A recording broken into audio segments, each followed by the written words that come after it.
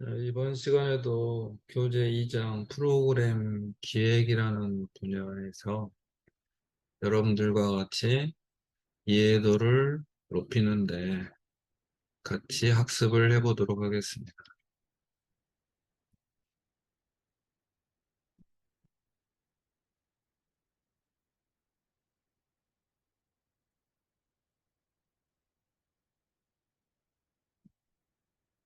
자, 저번 시간에 프로그램 기획의 정의에 대해서 살펴봤는데요.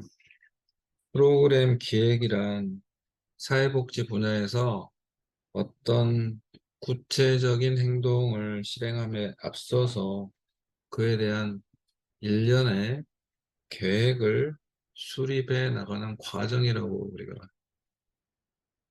학습을 했죠. 어떤 기획이라는 게 프로그램 기획이라는 게 뭐가 문제인지 문제가 뭔지 살펴보고 그 문제를 해결하기 위해서 어떤 일을 해야 되는 건지 우리가 음, 고민을 해봐야 돼요. 그 고민하는 과정 중에 문제를 정확하게 분석하고 현재 우리 상황을 분석하고 이런 여러 가지 단계를 거쳐서 그 기획은 하나의 과정이다. 그 과정 중에 좋은 뭐가 생성이 된다고 그랬죠? 네. 계획이, 계획이 생성되는 하나의 과정이 프로그램의 기획이다. 기획이다. 라고 설명을 드렸습니다. 지난 강의 때 이게 가장 중요한 포인트였죠. 기획의 과정 중에 우리가 고민하다 보면은 좋은 계획이 나온다. 좋은 계획. 그리고 이 계획을 실행을 해서 어떻게 평가할 건가, 어떻게 운영할 건가까지 들어가 있는 과정이 프로그램의 기획이다라고 우리가 이해를 하시면 되겠습니다. 그렇다면은 이 기획이라는 게 왜 필요로 하는가? 왜 필요로 하는가? 이해도를 높이는 겁니다. 일에 대한 이해도를 높이는 건데 프로그램 기획에 왜 필요로 하느냐? 첫 번째 가장 많이 언급하는 게 일에 대한 불확실성을 감소시키는 겁니다. 계획이 우리가 삶을 살아가는 데 있어서 계획이 있으면은 그 계획에 따라 무슨 일을 하면 되겠다라고 예측 가능하죠. 예측 가능해요. 근데 계획이라는 게 없으면은 예측이 불가능합니다. 즉 불확실성이 높아진다는 거죠. 사회복지 프로그램 기획도 마찬가지다라는 의미가 되겠습니다. 예를 들어서 여러분들이 학교에 왔는데 시간표를 몰라요. 시간표를 모르면은 이번 시간에 어떤 교수님이 들어오지? 여러분들이 예측이 불가능하죠. 불확실성이 높아진다는 거죠. 근데 계획이 있으면, 시간표가 있으면은 그 불확실성이 없어지는 거죠. 이번 시간에는 무슨 강의가 진행되는구나. 마찬가지로 프로그램을 기획을 해서 그 결과물로 계획이 나온다면은 우리가 불확실성을 감소시킬 수 있다라는 거죠. 즉, 여러 가지 현장에서 기획 과정이 없으면은 목표를 설정하는 데 있어서, 목표가 설정되어 있는 곳에 있어서도 혼돈 상황이 올 수 있고, 또, 또 여기 설명된 것처럼 이용자가 권력 지향적인 행정가들에게 희생당할 가능성도 존재를 할 수가 있는 거예요. 기획이 있다면은 이런 부분들이 배제될 수가 있죠. 계획대로 진행되면 되니까. 그 다음에 두 번째, 프로그램 기획에서 많이 언급하는 내용이 합리성이 정진될 수 있다라는 거예요. 합리성이.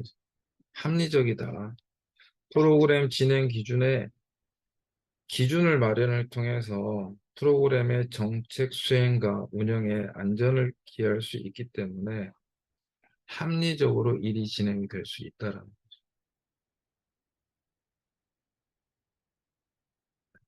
즉, 계획을 바탕으로 효과적인 일을 진행을 할 수가 있다라는.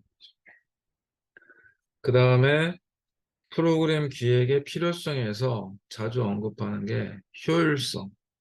우리가 효율을 따지면은 어떤 측면에서 효율을 많이 따집니까? 네, 비용적 측면.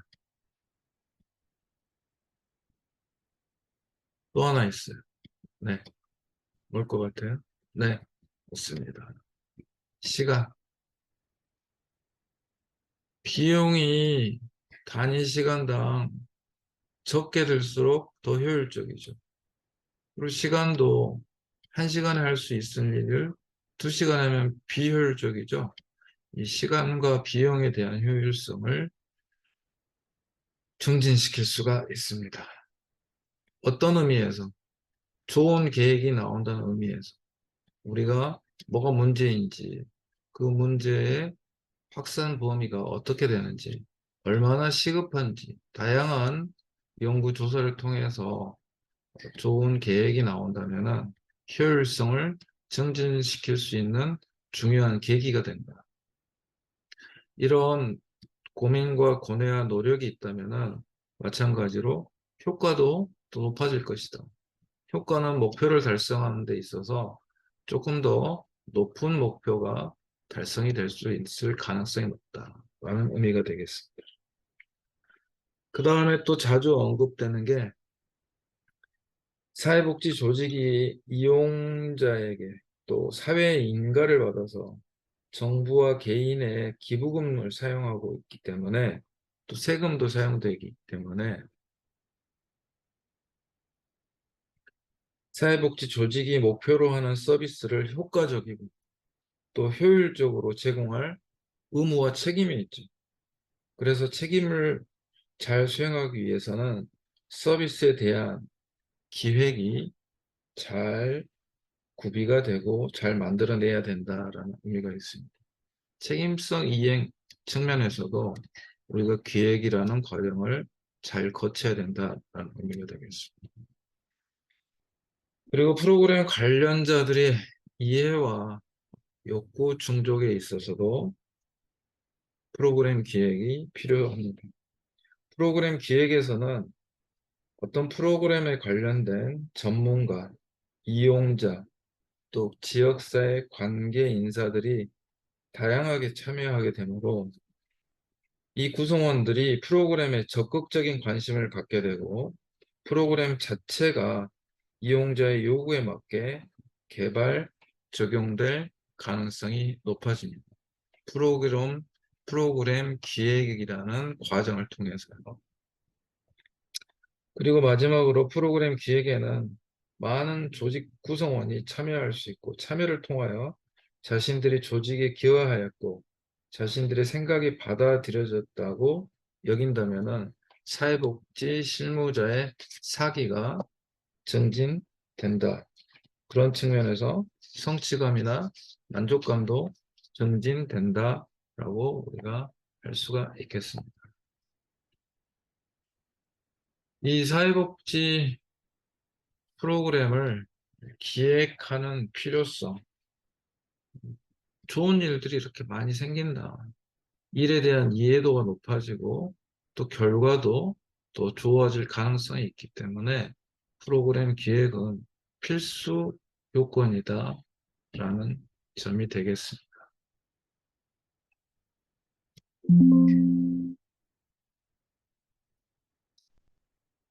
자, 우리가 프로그램 기획에 대한 필요성에 대해서 다른 측면에서 한번 살펴보도록 하겠습니다.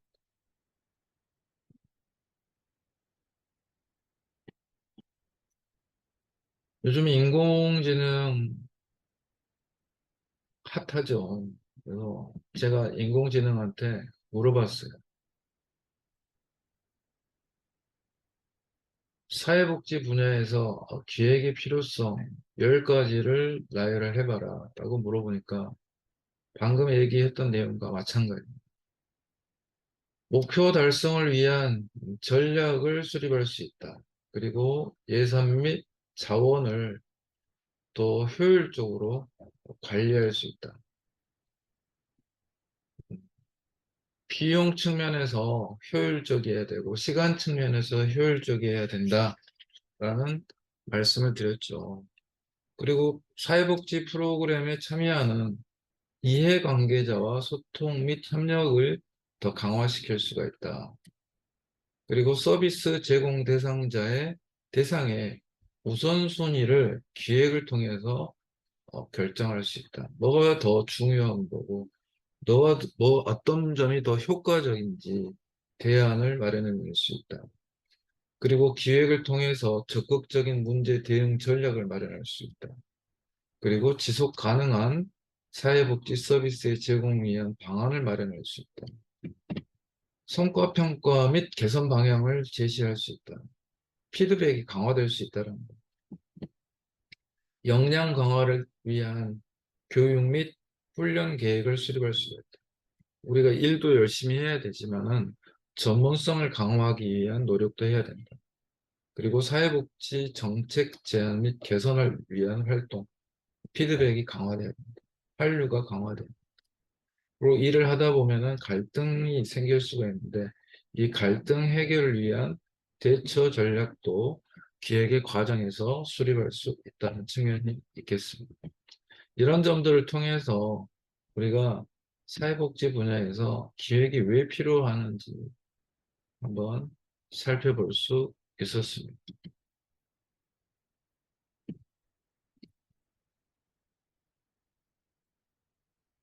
그리고 기획의 이 과정이 기획은 과정이라고 제가 설명을 드렸었죠.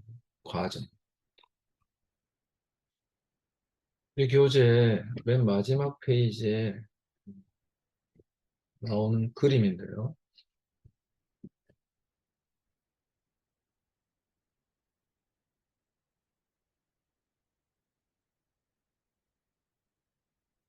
이 그림입니다. 자주 몇 번 언급할 내용인데요. 그 사회에 있어서 개인이 됐던 집단이 됐던 사회가 됐던 뭐가 문제인지 그 문제를 확인하는 과정이 첫 번째, 문제인지도 모른다면은 우리가 프로그램을 기획하지 않겠죠. 그게 개인한테 문제가 되고 사회한테 문제가 되면은 그 뭐가 문제인지 문제를 인지하는 과정. 그리고 두 번째 나오는 것처럼 목표를 설정하는 과정. 목표를 설정하는 과정. 그리고 이 문제를 해결하기 위해서 다양한 형태로 자료 및 정보를 수집하고 분석하고 정리하는 과정이 필요로 하고 이걸 전체적으로 검토를 해서 뭐가 문제인지 우리가 파악한 내용에 대해서 그 문제의 해결점들을 어떤 식으로 해결할 것인지에 대안을 1번부터 다양한 형태의 대안을 나열해보면 훈련이 필요로 하죠. 그리고 그 대안 중에서 가장 좋은 해결점이 뭔지 여기 세 가지 중에서 현재는 이 가운데 있는 해결점이 가장 좋다. 그러면은 최선의 안을 선택을 해서 그 최선의 안을 어떻게 프로그램에서 진행을 할 건지 진행 계획을 수립하는 게 1년의 기획 과정이다.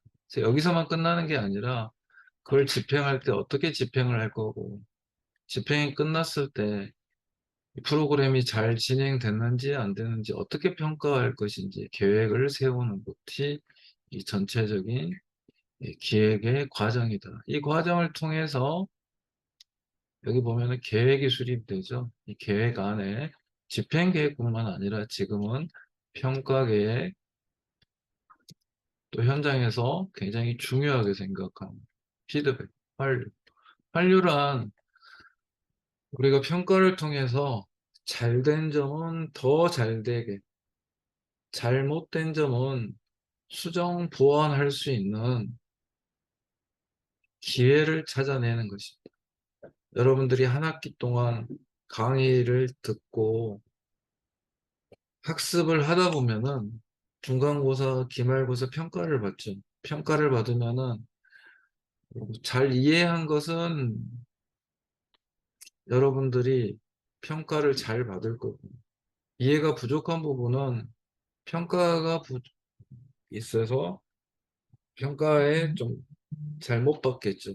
그랬을 때는 내가 어떤 부분이 이해도가 떨어졌는지 이 환류 과정을 거쳐서 다음에 또 이런 프로그램이 진행될 때는 실수하지 않고 잘못된 부분이 반복되지 않고 잘된 것은 더 잘되게 잘못된 부분은 수정 보완할 수 있는 좋은 기회가 된다. 뭐가?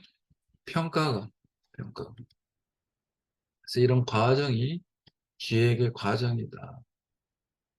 라는 것을 여러분들과 같이 이해를 하는 시간이 됐으면 좋겠습니다.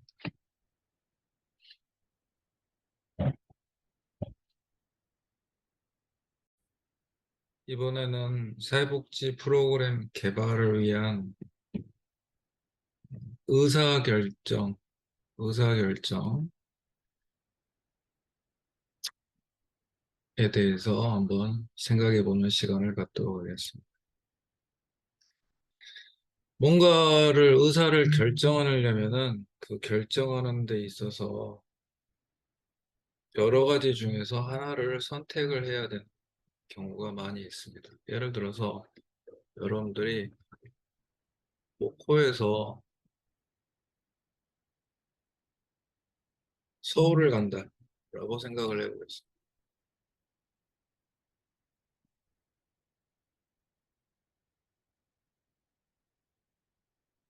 방법이 몇 가지가 있을 거예요. 수십 가지가 있을 수가 있겠죠. 자가용을 타고 간다.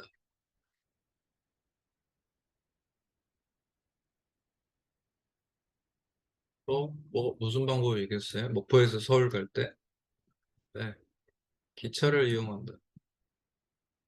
기차도 뭐 새마을호가 있을 수가 있고, KTX가 있을 수가 있고, SRT가 있을 수 있죠.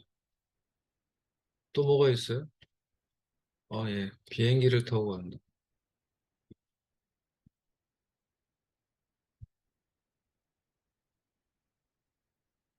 자가용을 타고 갈 때도 뭐 길이 안 막히는 곳으로 가죠. 서해안을 탄다, 뭐 호남고속도로를 탄다. 다양한 방법이 존재를 하죠.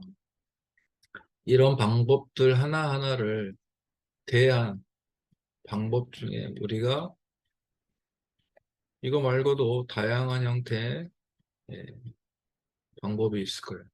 그 중에서 우리가 가장 최적화된 상황이 그때그때마다 달라질 수가 있겠죠. 그때그때마다. 그랬을 때 우리가 의사결정을 해야 되죠. 뭐가 가장 최선인지. 자가용을 가지고 가면은 서울에서 주차하기가 힘들다. SRT를 타고 싶다. SRT. SRT가 싼가? ITX가 싼가? KTX가 싼가? 그때그때 우리가 선택할 수 있는 선택의 과정이 필요로 합니다. 사회복지도 우리가 프로그램을 개발하는 데 있어서 의사를 결정해야 되는 시간이 굉장히 많다. 그 의사 결정을 하는 의미가 뭔지 우리가 한번 살펴보도록 하겠습니다. 의사 결정은 방금 서울 갈 때 선택한 것처럼 선택의 과정이라고 할 수가 있겠습니다. 여러 가지 선택지 중에서 우리가 하나를 선택하는 과정을 의사결정이다 라고 할 수가 있겠습니다. 사회복지 프로그램 개발하는 데 있어서 문제를 인식하고 목표를 설정하고 대안을 선정하고 또 대안이 어떤 게 좋은지 평가하는 등의 과정이 필요로 합니다. 이러한 과정에서는 정보를 수집하고 분석하고 판단하는 것 등이 의사결정에 중요한 역할을 한다고 할 수 있겠습니다. 따라서 의사결정이란 문제를 해결을 위해서 여러 가지 선택지 중에서 취사 선택 하나죠. 하나를 골라내면 하나를 선택하고 그 선택을 근거로 해서 적절한 행동을 취하는 과정이 우리는 의사결정이라고 할 수가 있겠습니다. 사회복지 프로그램 개발에서도 우리가 하고자 하는 사회복지 프로그램 개발에서도 의사결정은 굉장히 중요한 역할을 하며 그 프로그램의 목적과 목표를 설정하고 그 목적과 목표를 달성하기 위한 적절한 방법, 대안을 선정하고 어, 아까 예를 들면은 우리가 서울 가는 게 목표죠. 서울 가는 게 목표라면은 그 어떻게 서울을 갈 건가라는 KTX를 타고 가겠다라고 결정했으면은 적절한 대안을 선정하고 그 대안을 잘 했는지 평가하며 최종적으로 실행 계획을 수립하는 과정에서 의사결정이 굉장히 중요한 핵심적인 역할을 한다라는 의미가 되겠습니다. 그렇다면은 의사결정에 있어서의 중요한 요소가 뭐가 있는지 한번 살펴보도록 하겠습니다. 일단은 목적을 설정을 하게 되는 겁니다. 목적이 있어야 방향성이 존재를 하니까 프로그램이 달성하고자 하는 목적을 명확하게 설정을 해야 됩니다. 예를 들어서 목적 설정이 모호하거나 부적절하게 이루어지면 그 영향이 프로그램 실행과 평가에 미쳐서 어려운 점이 발생할 수 있습니다. 그리고 대상자 선정도 굉장히 의사결정에 있어서 중요한 요소라고 할 수가 있겠습니다. 대상자는 프로그램의 주인공이라고 할 수가 있습니다. 프로그램이 대상으로는 하는 사람들을 명확하게 선정을 해야 됩니다.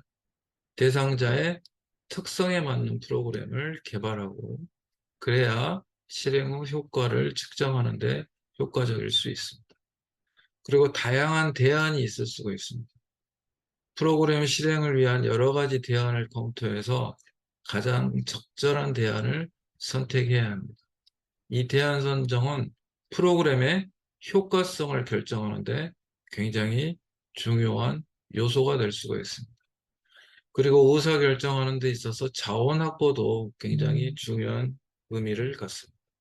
자원 확보도 굉장히 중요한 의미를 갖습니다.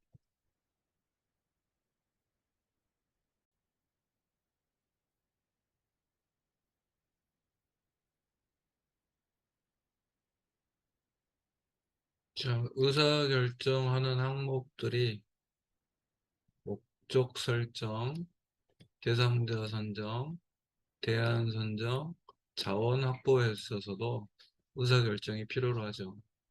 프로그램 실행을 위한 자원을 위해서는 인적 자원과 물적 자원이 있을 수 있는데 예산이랄지 인력이랄지 장비 등을 적절히 확보해야 됩니다. 이때도 의사결정이 필요로 하고요. 자원이 부족하거나 부적절하게 할당되면 프로그램 실행 효과성에 있어서 문제가 생길 수가 있죠. 돈이 부족하다거나 전문 인력이 부족하다거나 또 준비물이 부족했을 때 효과가 떨어질 가능성이 높습니다. 그리고 실행 계획 수립하는 데 있어서도 의사결정이 필요로 합니다. 프로그램 실행을 위한 구체적인 계획을 수립을 해야 됩니다. 실행 계획에는 일정이 포함이 되고 장소가 포함이 되고 참여자 등의 사항이 포함되어야 합니다. 그리고 실행 계획 다음에는 평가, 모니터링, 실행 후 효과를 측정하고 평가를 해야 됩니다. 어떤 방법으로 모니터링을 할 건가, 어떤 방법으로 평가를 할 건가를 의사결정을 통해서 선택을 해야 되는 과정이 존재를 하고 있습니다.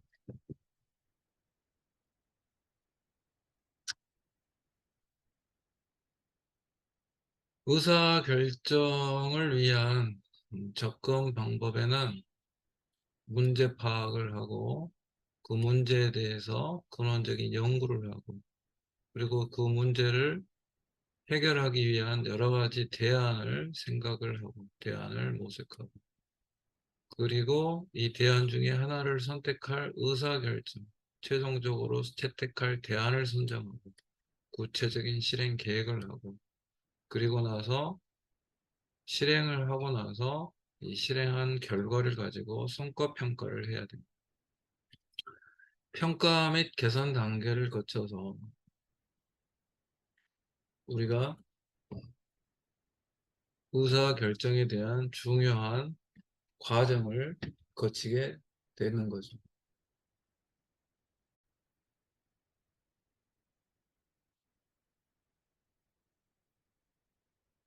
자, 의사결정 방법의 접근 방법에 대해서 절차에 대해서 우리가 다시 한번 반복해서 살펴본 내용입니다. 자, 위와 같은 방법으로 문제 해결에 대한 목표를 수립하고 그리고 근본적인 원인을 파악해서 거기에 대한 해법의 종류를 대안을 모색해서 평가하고 최종적으로 실행 계획을 수립하는 일련의 과정을 거쳐서 이 과정에 기획이익 과정이라고 그랬죠. 최적의 사회복지 프로그램을 개발하는데 우리가 어떤 식의 의사결정을 해야 되는지 살펴보고 있습니다. 첫 번째, 의사결정 모형 중 합리적 모형에 대해서 살펴보도록 하겠습니다. 합리적 모형은 사회복지 프로그램 개발에서 의사결정을 하는데 사용되는 모형 중에 하나입니다. 이 모형은 합리적인 의사결정을 위해서 논리적인 절차와 논리적인 절차와 과학적인 방법론을 적용하는 것을 기본으로 하고 있습니다. 그래서 우리가 살펴본 내용처럼 목표 설정, 정보 수집, 대안을 모색하고 그 대안들을 평가해서 가장 좋은 대안을 비교하고 최종 결정을 내립니다. 그리고 실행 계획을 수립을 하고 실행하고 평가 및 개선까지 진행을 하게 되는 겁니다. 이 합리적 의사결정 모형은 정보를 적극적으로 수집하고 분석해서 문제가 뭔지 정의하고 그 문제를 해결하기 위한 다양한 대안을 비교해서 최종 결정을 내림으로써 합리적인 의사결정을 이루는 데 유용한 모델입니다. 이를 활용하여 사회복지 분야에서도 프로그램 개발 및 실행에 있어서 효율적이고 효과적인 의사결정을 하는 데 있어서 합리적 모형을 사용하기도 합니다. 이 부분은 정확한 답을 구해야 되기 때문에 그만큼의 노력이 필요로 합니다. 그리고 두 번째 의사결정 모형은 점증형이 있는데요.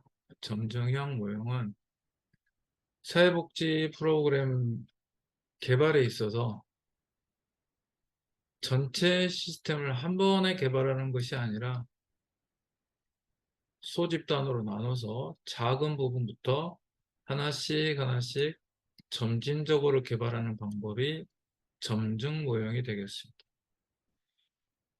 즉, 다양한 요구사항이 있을 때 그 요구사항을 분석하고 요구사항 분석을 바탕으로 해서 첫 번째 요구사항에 대한 해결책을 만들어내고, 그리고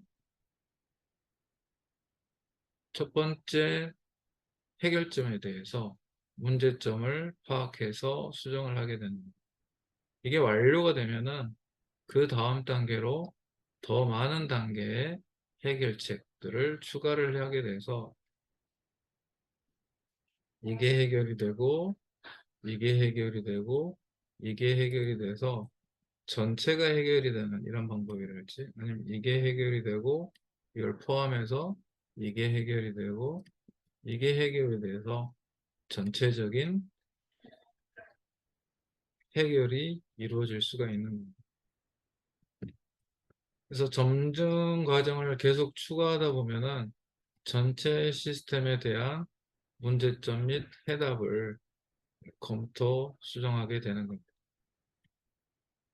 이 단계, 소집단 단계에 있어서도 활류, 피드백이 필요로 하고요.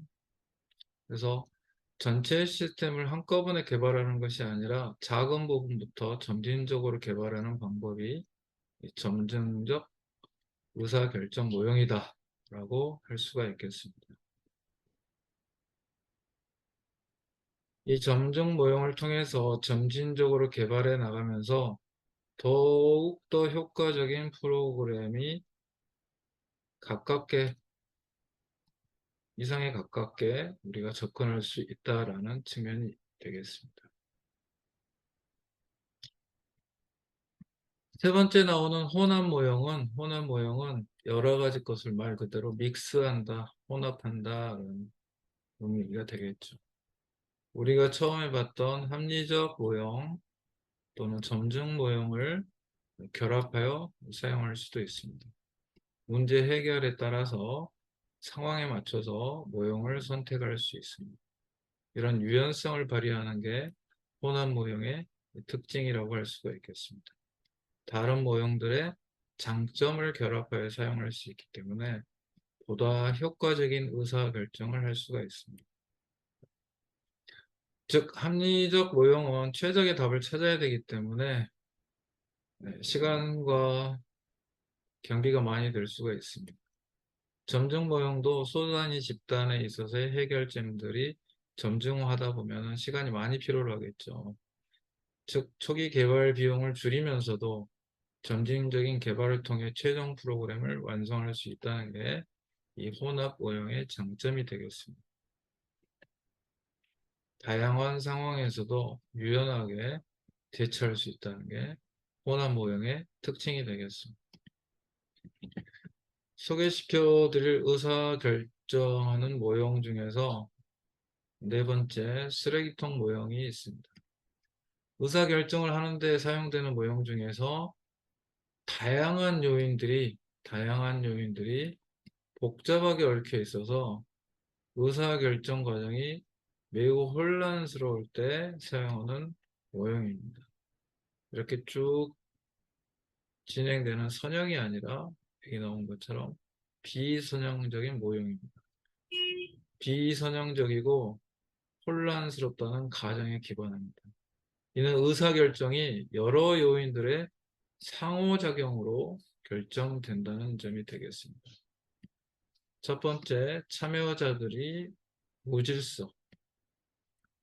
의사결정 참여자들이 일종의 무질서한 상황에 처해 있다고 가정을 합니다. 이러한 상황에서는 의사결정에 영향을 미치는 요인들이, 이 무질서를 일으키는 요인들이 다양하며 의사결정이 혼란스러워질 수가 있습니다. 사회 문제, 그 문제를 해결하는 솔루션, 해결책, 참여자, 이 기회, 이 다양한 요소들이 결합이 되어 있는데요. 쓰레기통 모형에서는 의사결정이 결국 이 네 가지 요소의 결합으로 이루어진다라고 가정합니다. 그렇다면 이 네 가지 요인들이 서로 복잡하게 얽혀 있으며 의사결정 참여자들이 이러한 요인들을 모두 고려해서 의사결정을 하게 됩니다. 그렇기 때문에 의사결정 결과를 예측하기가 다른 모델에 비해서 어렵다라는 점이 있습니다. 이거는 비선형적이며 혼란스러운 상황에서 이루어지고 결정에 참여할 수 있는 영향을 미칠 수 있는 요인들이 서로 복잡하게 얽혀져 있기 때문에 그렇습니다. 다양한 요인들이 상호작용하여 결정되는 상황에서 사용될 수 있는 게 이 쓰레기통 모형이 되겠습니다. 이때는 의사결정 참여자들이 가지는 각각의 관점들을 존중하고 또 다양한 요인들을 고려해서 의사결정을 진행해야 하는 것입니다. 방금 살펴본 합리적 모형, 점증적 모형, 혼합 모형, 쓰레기통 모형을 비교해 보면은 이렇습니다. 합리 모형은 합리적인 의사결정을 수행을 하고 최적의 선택을 위한 모든 대안에 대한 정보를 수집 분석 후에 결정하고 다양한 형태의 최적화를 이루어야 되기 때문에 시간과 비용이 많이 들어가며 현실적으로 모든 정보를 수집 분석하기에 힘든 점이 있습니다. 점증 모형은 합리적 모형에 비해서 비용과 시간을 절감을 하게 됩니다. 소집단식 해결을 해서 전체가 해결이 되게 되는 것입니다. 시간과 비용이 절감이 가능하고 유연한 대처가 가능합니다. 단점은 최적의 선택이 아닐 경우도 있습니다. 이건 좋고 이건 나쁘고 일부 정보가 누락될 가능성도 있습니다. 세 번째, 혼합 모형은 합리적 의사결정과 적극적 대처를 조합해서 의사결정을 수행을 하는 겁니다. 말 그대로 믹싱하는 거죠.